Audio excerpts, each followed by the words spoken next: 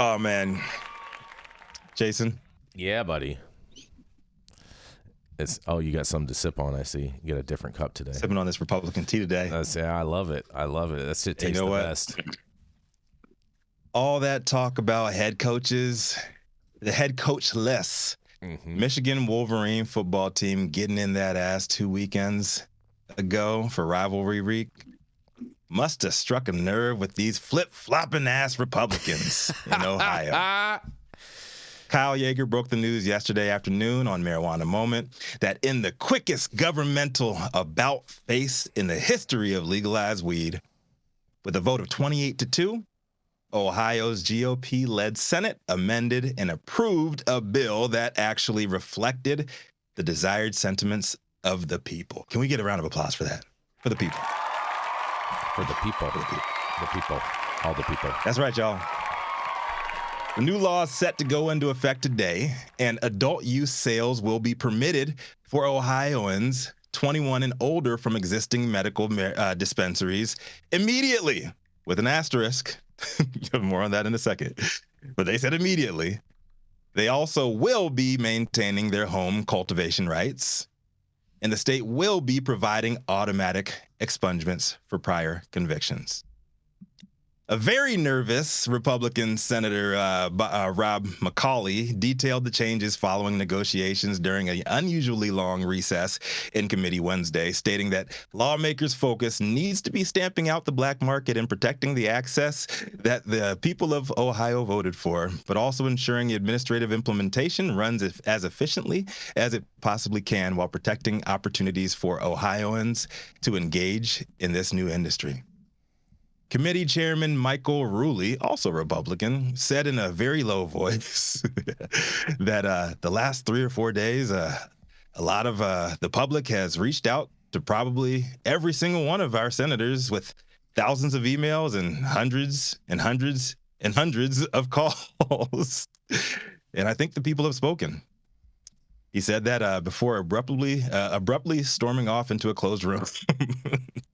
Instead of dropping home cultivation, the amended legislation maintains adults' rights to grow up to 6 plants per person, though it caps the household limit at 6 plants rather than 12 as set by the initiated statute.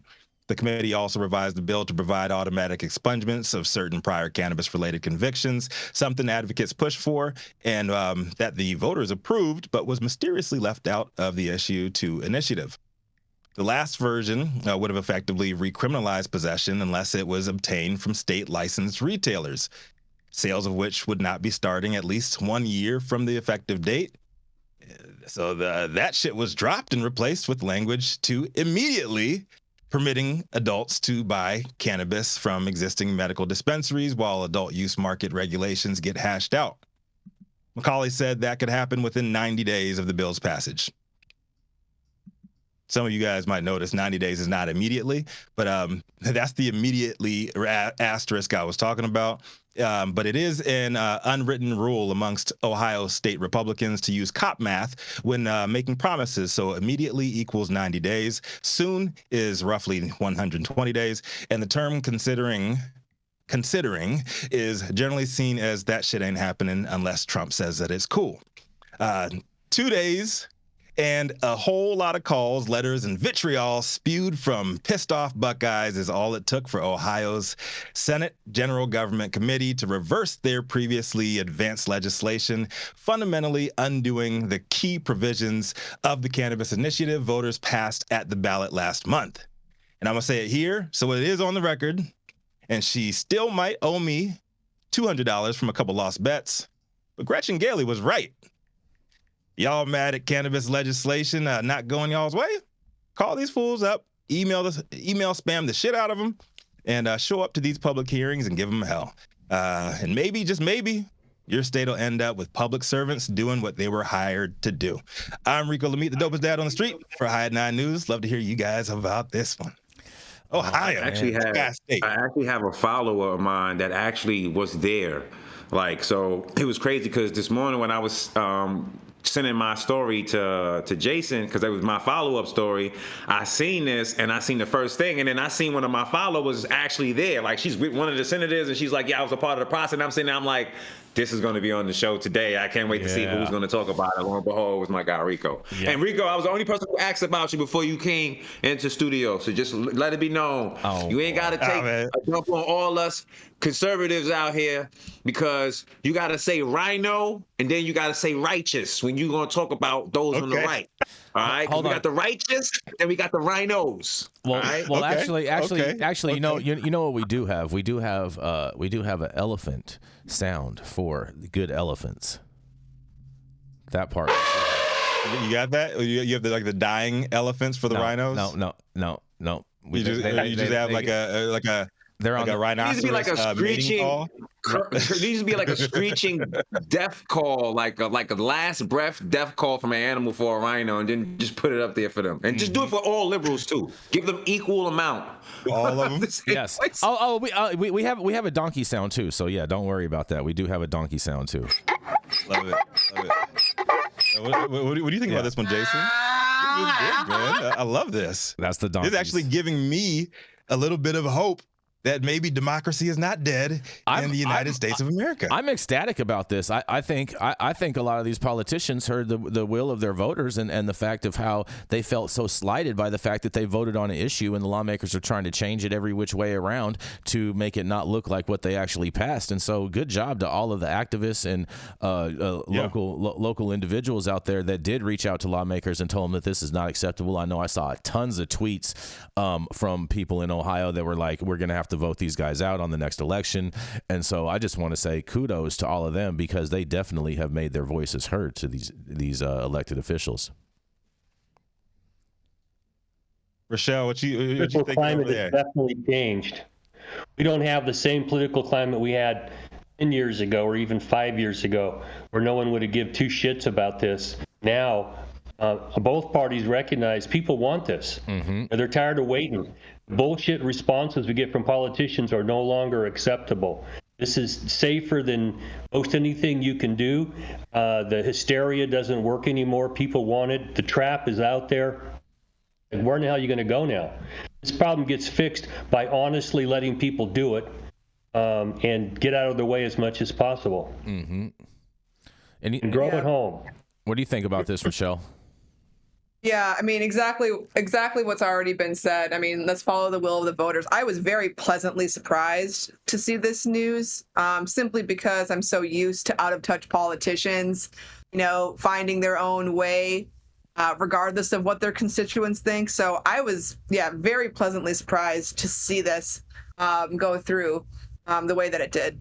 Yeah, and I covered this story yesterday, but there was the lone Republican who introduced the bill to allow for the home grow, and it sounds like a lot of the protections that they ended up adopting, he was standing out on his own. So we want to say kudos to him.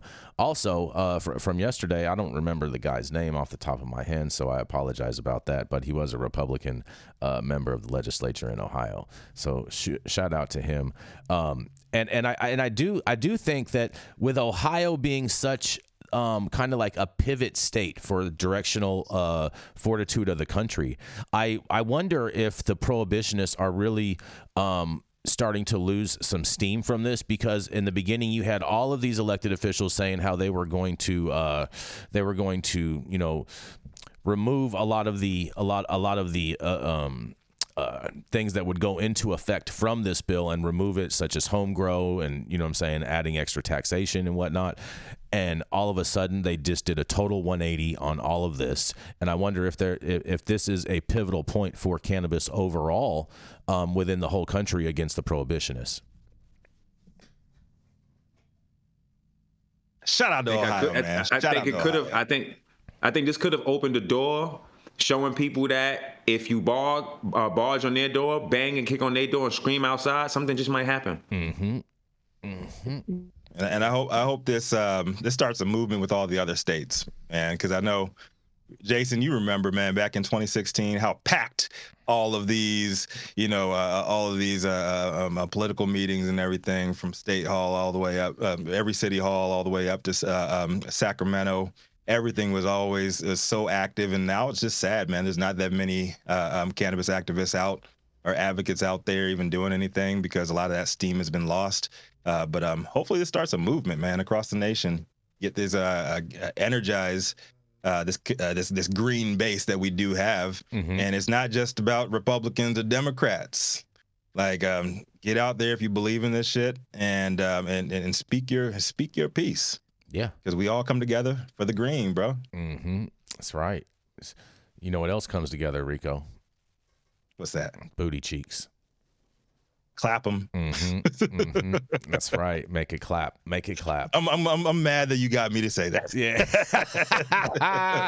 You took the bait. I'm sorry, Rochelle. I try to be a good person. No, Jason keeps on dragging me down. Stop it. Stop it. Stop it, bro. I'm sorry. Jeez Louise.